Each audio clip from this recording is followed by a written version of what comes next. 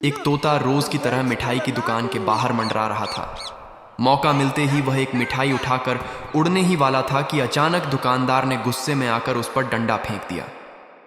डंडा लगते ही तोता घायल होकर सड़क पर गिर पड़ा और बेहोश हो गया।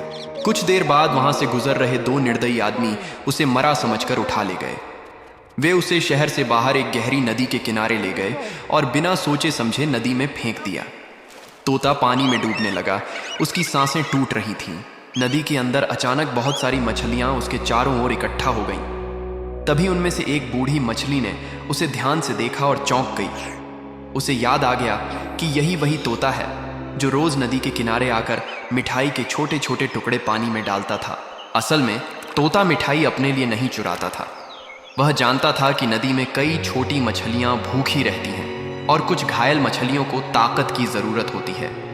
इसलिए वह मिठाई चुराकर चुपचाप नदी में डाल देता था ताकि मछलियों की जान बच सके। ये याद आते ही मछलियों ने मिलकर तोते को सहारा दिया। कुछ मछलियां उसे ऊपर की ओर धकेलने लगीं और कुछ उसकी सांसें चलाने की कोशिश करने लगीं। थोड़ी देर बाद तोते की आंखें खुल गईं। तोते को होश में आता देख मछलियों की आंखों में कृतज्ञता थी। आज वही दया जो तोते ने बिना किसी स्वार्थ के दिखाई थी, उसकी जान बचाने का कारण बन गई।